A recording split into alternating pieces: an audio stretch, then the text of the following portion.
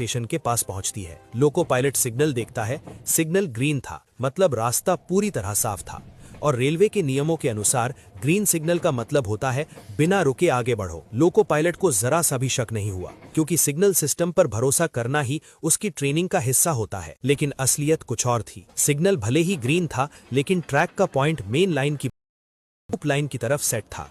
यानी control room और signal system कुछ और बता रहे थे, लेकिन जमीन पर पटरियों की दिशा कुछ और थी। तेज रफ्तार में दौड़ती कोरोमंडल एक्सप्रेस अचानक लूप लाइन में घुस जाती है, और जैसे ही लोको पायलट की नजर आगे जाती है, उसके सामने एक ऐसा मंजर आता है जो किसी भी ट्रेन ड्राइवर के लिए सबसे बड़ा डर होता है। सामने एक मालगाड़ी खड़ी थी, हजारों टन लोहे से लदी हुई, बिल्कुल स्थिर। अब स्थिति ये थी, स्पीड बहुत ज्यादा, दूरी बहुत कम। लोको पायलट तुरंत इमरजेंसी ब्रेक लगाता है। ब्रेक लगते ही पहियों से चिंगारियां निकलती हैं, पटरियों पर जोरदार घर्षण होता है, लेकिन इतनी तेज रफ्तार में दौड़ती ट्रेन कुछ मीटर में नहीं रुक पाई। और फिर एक भयानक धमाका होता है।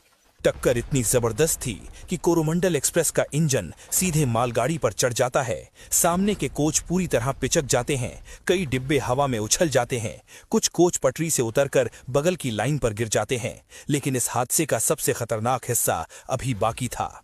उसी वक्त दूसरी पटरी पर यशवंतपुर हावड़ा सुपरफास्ट एक्सप्रेस तेज रफ्तार से गुजर रही थी, और कोरोमंडल एक्सप्रेस के जो डिब्बे उछलकर दूसरी पटरी पर गिरे, वो सीधे इस ट्रेन से टकरा गए। अब ये सिर्फ एक एक्सीडेंट नहीं था, ये एक ट्रिपल ट्रेन कोलिजन बन चुका था। कुछ ही सेकंड में 3 ट्रेनें, सैकड़ों डिब्बे और हजारों जिंदगियां पूरी तरह तबाह हो गईं। चारों तरफ चीखें, खून, टूटा हुआ लोहा, बिखरे हुए सामान, ऐसा मंजर जो किसी युद्ध क्षेत्र से कम नहीं था। लेकिन इस अंधेरे और तबाही के बीच इंसानियत की सबसे बड़ी रोशनी